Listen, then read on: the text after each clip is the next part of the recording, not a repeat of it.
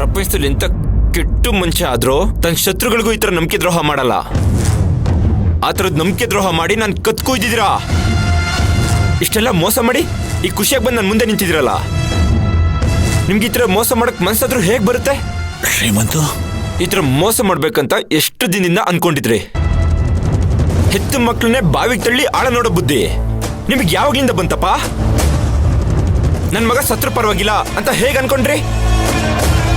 ಅವತ್ತೇನು ಹೇಳಿದ್ರಿ? ನನ್ನನ್ನ ನಿಮ್ಮ ಅಪ್ಪ ಅಂತ ಅನ್ಕೋಬೇಡ, ನನ್ನ ನಿನ್ನ ಫ್ರೆಂಡು ಅಂತ ಅನ್ಕೋ. ನಾನು ಸಪ್ತಮಿ ಹತ್ರ ಹೋಗಿ ಮಾತಾಡ್ತೀನಿ, ನೀನು ಹಾಕಿರೋ ಕಂಡೀಷನ್ನ ಹೇಳ್ತೀನಿ ಅಂತ ಹೇಳೋದ್ರಿ ಅಲ್ವಾ? ನೆನ್ಪಿದ್ಯಾ?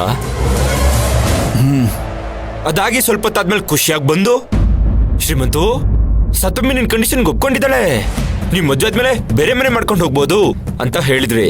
ನೆನ್ಪಿದ್ಯಾ? ಹೂನಪ್ಪ. ಹೋದ್ರೆ ಈಗ ಸಪ್ತಮಿ ಹತ್ರ ನಾನು ಕೇಳಿದ್ರೆ ಅವಳಿಗೆ ಕಂಡೀಷನ್ ಬಗ್ಗೆ ಗೊತ್ತೇ ಇಲ್ಲ, ನಾನು ಇದಕ್ಕೆ ಒಪ್ಪಿಗೆ ಕೊಟ್ಟೇ ಇಲ್ಲ ಅಂತ ಹೇಳ್ತಿದ್ದಾಳೆ. ಅಪ್ಪ ನಿಜ ಹೇಳಿ, ನೀವು ಅವತ್ತು ಹೇಳಿದ್ದೆಲ್ಲ ಸುಳ್ಳ ಇಲ್ಲ ಸಪ್ತಮಿ ಇವತ್ತು ಹೇಳ್ತಿರೋ ಸುಳ್ಳ? ಇವೆರಡರಲ್ಲಿ ಯಾವ ಸುಳ್ಳು ಯಾವ್ದು ನಿಜ?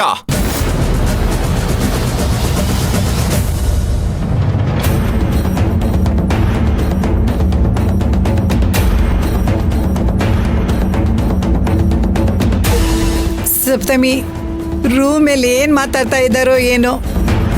ಶ್ರೀಮಂತನ ಕೋಪ ತಣ್ಣಗಾದ್ರೆ ಸಾಕಮ್ಮ. ಈಗ ನೀವು ಉತ್ತರ ಕೊಡ್ತೀರೋ ಇಲ್ವಾ ಅಪ್ಪ?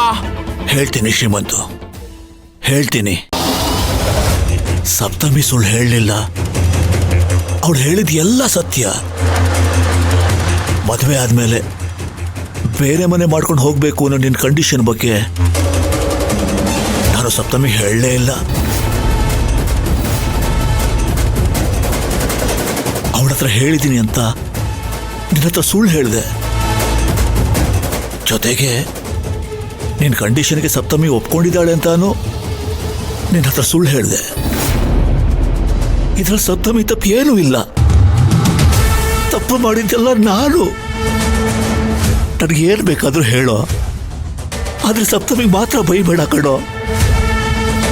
ಬೇಕಾದ್ರೆ ನಿನ್ನ ಕೈ ಮುಗಿತೀನಿ. ಈ ತಪ್ಪನ್ನ ನಾನು ಬೇಕು ಅಂತ ಮಾಡಲಿಲ್ಲ ಕಣೋ, ನನಗೆ ಕ್ಷಮಿಸ್ಬಿಡೋ. ಕ್ಷಮಿಸ್ಬೇಕಾ? ಹಾ, ನಾನ್ ನಿಮ್ಮನ್ನೀಗ ಕ್ಷಮಿಸ್ಬೇಕಾ?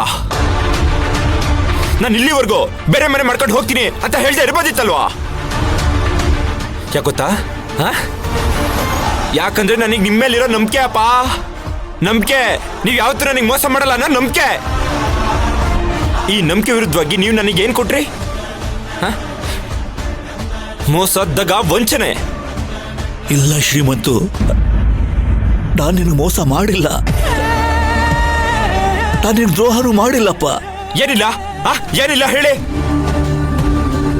ನನ್ನ ಆಸೆ, ನನ್ನ ಕನಸು, ನನ್ನ ಜೀವನ ಎಲ್ಲನೂ ಹಾಳು ಮಾಡಿಬಿಟ್ರಲ್ಲ. ಈಗ ದ್ರೋಹ ಮಾಡಿಲ್ಲ, ಮೋಸ ಮಾಡಿಲ್ಲ ಅಂದ್ರೆ ನಂಬ್ತೀನಾ? ನಿಮ್ಮನ್ನು ನಂಬಲೇ ಬರ್ದಿತ್ತು ನಾನು. ನೀವು ನಂಬಿಕೆಗೆ ಅರ್ಹರಲ್ಲಪ್ಪ.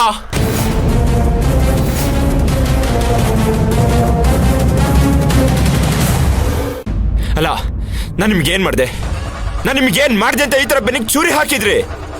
ಶ್ರೀಮಂತು, ಅಪ್ಪ ಆಗಿ, ಈ ಮನೆ ಯಜಮಾನ ಆಗಿ ನೀವು ಈ ಮನೆ ಜವಾಬ್ದಾರಿನ ಹೊರಬೇಕಾಗಿತ್ತು. ಈ ಮನೆ ಜವಾಬ್ದಾರಿ ನಾನು ತಗೊಂಡು ನನ್ನ ಹೆಗ್ಲ ಮೇಲೆ ಎತ್ಕೊಂಡು ಸಾಕಿದ್ದೀನಿ. ಇಷ್ಟೆಲ್ಲ ಮಾಡಿದ್ಕೋ ನೀವು ನನಗೆ ಸರಿಯಾಗಿರೋ ಶಿಕ್ಷಣ ಕೊಟ್ರಿಪ್ಪ. ಜೀವನದಲ್ಲಿ ನಾನು ಮೇಲ್ಗಡೆ ಏಳಲೇಬಾರ್ದು ಆ ಥರ ಶಿಕ್ಷೆ ಕೊಟ್ಟು ಒಂದು ಮೂಲೆ ಕೂರಿಸ್ಬಿಟ್ರಿ ಅಪ್ಪ. ಅಂತದ್ ನಾನು ಏನ್ ಕೇಳಿದ್ನಪ್ಪ? ಇಷ್ಟು ದಿನ ನನ್ನ ಹೆಗ್ಲ ಮೇಲೆ ಹೊತ್ಕೊಂಡ್ರಿ ಮನೆ ಜವಾಬ್ದಾರಿ ಸಾಕು, ಇನ್ ಮುಂದೆ ನಾನು ಬೇರೆ ಇರ್ತೀನಿ, ಬೇರೆ ಮನೆಗೆ ಹೋಗ್ತೀನಿ ಅಂತ ಹೇಳಿದ್ದೆ. ಅದೇ ತಪ್ಪಾಗೋಯ್ತಾ? ನಾನಿಷ್ಟು ಚಿಕ್ಕ ಕನಸು ಕಾಣಬಾರ್ದಾ? ಆ ಚಿಕ್ಕ ಯೋಗ್ಯತೆನೂ ನನಗಿಲ್ವಪ್ಪ? ಹೇಳಿ. ಪ್ರಪಂಚದಲ್ಲಿ ಎಂತೆಂಥದೋ ಸ್ವಾರ್ಥಿಗಳನ್ನೆಲ್ಲ ನೋಡಿದ್ದೀನಿ, ಆದ್ರೆ ನಿಮ್ಮ ಥರ ಒಬ್ಬ ಸ್ವಾರ್ಥಿನ ನಾನು ನೋಡಿಲ್ಲ. ನನ್ನ ಕ್ಷಮಿಸ್ಬಿಡು ಶ್ರೀಮಂತು, ಕ್ಷಮಿಸ್ಬಿಡು. ಈ ಮನೆ ನಂದಾದೀಪ ಸದಾ ಉರಿಬೇಕು ಅನ್ನೋ ಆಸೆಗೆ ಈ ಥರ ಸುಳ್ಳು ಹೇಳಿ ನಿನ್ನ ಉಪಯೋಗಿಸ್ಕೊಂಡೆ. ನೀನು ಬೇರೆ ಮನೆ ಮಾಡ್ಕೊಂಡು ಹೋದ್ರೆ ಈ ಮನೆ ಪರಿಸ್ಥಿತಿ ಏನಾಗುತ್ತೋ ಅನ್ನೋ ಭಯಕ್ಕೆ ಈ ತರ ಕೆಲಸ ಮಾಡಿದೆ. ಹೌದು ಶ್ರೀಮಂತು, ನೀನು ಹೇಳ್ದಾಗೆ ನಾನು ಸ್ವಾರ್ಥಿನೇ. ಆದ್ರೆ ನಾನು ಸ್ವಾರ್ಥಿಯಾಗಿದ್ದು ನನಗೋಸ್ಕರ ಅಲ್ಲ ಶ್ರೀಮಂತು, ಈ ಮನೆಗೋಸ್ಕರ, ಈ ಮನೆಯಲ್ಲಿರೋ ನಿನ್ನ ತಮ್ಮ ತಂಗಿಯಂದರಿಗೋಸ್ಕರ. ಅದು ಅಲ್ಲದೆ ಈ ಕಂಡೀಷನ್ಗೆ ಸಪ್ತಮಿ ಒಪ್ಕೋತಾನೂ ಇರಲಿಲ್ಲ. ಏನ್ ಹೇಳ್ತಿದ್ದೀರಾ? ಹೌದು ಶ್ರೀಮಂತು, ನೀನ್ ಹೇಳಿರೋ ಕಂಡೀಷನ್ ಸಪ್ತಮಿ ಹೇಳಿದಿದ್ರೆ ಅವತ್ತೇ ನಮ್ ಸಂಬಂಧ ಬೇಡ ಅಂತ ಹೇಳ್ಬಿಡ್ತಾ ಇದ್ಲು. ಅವಳಿ ಮದುವೆ ಒಪ್ಪತ್ತಿಲ್ಲ ಅಂದಿದ್ರೆ ನಾನು ಆಗ ಕಂಡೀಷನ್ ಯಾರು ಒಪ್ಪತ್ತಿದ್ರೆ ನಾನು ಆ ಹುಡುಗಿನ ಮದುವೆ ಆಗ್ತಿದ್ದೆ. ಇಷ್ಟೆಲ್ಲ ವಿಷಯ ಮುಚ್ಚಿಟ್ಟು ನನ್ನ ಜೀವನನೇ ಹಾಳು ಮಾಡಿದ್ರಲ್ಲ. ಈಗ ನೋಡಿದ್ರೆ ಅವಳು ಬೇರೆ ಮನೆ ಮಾಡೋದಕ್ಕೆ ಒಪ್ಕೋತಾನೆ ಇಲ್ಲ. ನನಗೆ ಈ ಮನೇಲಿ ಇರೋದಕ್ಕೆ ಇಷ್ಟ ಇಲ್ಲ. ನಾನು ಬೇರೆ ಮನೆಗೆ ಹೋಗ್ಲೇಬೇಕು. ಅಪ್ಪ, ನೀವೇನ್ ಮಾಡ್ತಿರೋ ಬಿಡ್ತಿರೋ ನನಗೆ ಗೊತ್ತಿಲ್ಲ. ನಾನು ಸಪ್ತಮಿ ಬೇರೆ ಮನೆಗೆ ಹೋಗ್ತಾ ಇದೀವಿ ಅಷ್ಟೇ. ಅದಕ್ಕೆ ನೀವೇ ಅವಳ ಹತ್ರ ಹೋಗಿ ಒಪ್ಪಿಸ್ಬೇಕು. ನೀ ಸಪ್ತಮಿ ಹತ್ರ ಜಗಳಾಡಿ, ಬೇಕಿದ್ರೆ ಅವಳ ಮೇಲೆ ಕೋಪನೆ ಮಾಡ್ಕೊಳ್ಳಿ. ಆದ್ರೆ ಸಪ್ತಮಿ ಮಾತ್ರ ಇದಕ್ಕೆಲ್ಲ ಒಪ್ಕೊಳ್ಳೋ ತರ ನೀವು ಮಾಡ್ಲೇಬೇಕು. ಸಪ್ತಮಿ ನನ್ನ ಜೊತೆ ಬೇರೆ ಮನೆಗೆ ಬರೋ ತರ ಮಾಡ್ಬೇಕು. ಇಲ್ಲಾಂದ್ರೆ ನೀವು ನನಗೆ ಮುಖನೇ ತೋರಿಸ್ಬಿಡಿ, ಎಲ್ಲಾದ್ರೂ ಹೋಗ್ಬಿಡಿ. ಈಗ ಹೋಗ್ತಿರೋ ಇಲ್ವೋ?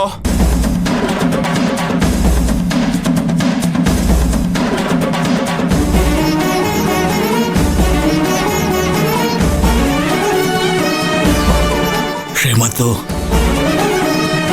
ಬೇರೆ ಮನೆ ಮಾಡ್ಕೊಂಡು ಹೋಗುವಂತ ಸಪ್ತಮಿಗೆ ನಾನು ಹೇಗೋ ಹೇಳಲಿ?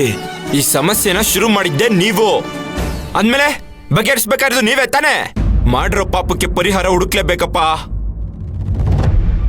ಹುಡುಕ್ತೀನಿ ಶ್ರೀಮಂತು, ಈ ಸಮಸ್ಯೆನ ನಾನೇ ಬಗೆಹರಿಸ್ತೀನಿ. ಆದ್ರೆ ನನಗೆ ಸ್ವಲ್ಪ ಟೈಮ್ ಕೊಡಪ್ಪ. ಒಂದ್ 4 ದಿನದಲ್ಲಿ ಎಲ್ಲ ಸರಿ ಮಾಡ್ತೀನಿ. ಹೇಗಾದ್ರೂ ಮಾಡಿ ಬೇರೆ ಮನೆ ಮಾಡ್ಕೊಂಡು ಹೋಗೋಕೆ ಸಪ್ತಮಿನ ಒಪ್ಪಿಸ್ತೀನಿ. ಅಲ್ಲಿವರೆಗೂ ನೀನು ಸಮಾಧಾನವಾಗಿರು. ಇನ್ನು ಎಷ್ಟು ಸಮಾಧಾನವಾಗಿರಲಿ? ಇದೆಲ್ಲ ನಿಮ್ಮಿಂದಾಗ ಕೆಲಸ ಅಲ್ಲ. ನಾನು ಸಪ್ತಮಿ ಹತ್ರನೇ ಮಾತಾಡ್ತೀನಿ. ಅಪ್ಪ, ಸಪ್ತಮಿನ ಬರ ಕೇಳಿ. ಶ್ರೀಮಂತು, ಅಪ್ಪ, ಸಪ್ತಮಿನ ಬರ ಕೇಳಿ ಅಷ್ಟೇ. ಶ್ರೀಮಂತು, ಸಪ್ತಮಿ ಯಾವ ತಪ್ಪನ್ನು ಮಾಡಿಲ್ಲ. ಅವಳನ್ನ ಚೆನ್ನಾಗಿ ನೋಡ್ಕೋತೀವಿ ಅಂತ ಹೇಳಿ ಈ ಮನೆಗೆ ಸೊಸೆ ಮಾಡ್ಕೊಂಡಿದೀವಿ. ಈಗ ನೀನ್ ನಡ್ಕೊಳ್ಳೋ ಒಂದೊಂದು ವಿಷಯನೂ 2 ಮನೆಗಳ ಮೇಲೆ ಪರಿಣಾಮ ಬೀರುತ್ತೆ ಕಣೋ. ಸಪ್ತಮಿ ಮನಸ್ಸಿಗೆ ಬೇಜಾರಾಗೋ ಥರ ನಡ್ಕೋಬೇಡ. ನನ್ನ ಜೀವನನೇ ಸರ್ವನಾಶ ಮಾಡಿರೋ ನಿಮ್ಗೆ ಈ ತರ ಮಾತಾಡೋಕೆ ಯೋಗ್ಯತೆನೇ ಇಲ್ಲ. ನಾನು ಕಣ್ಮುಂದೆ ಇರ್ಬಿಡಿ, ಹೊರಟೋಗಿಪ್ಪ, ಹೋಗಿ.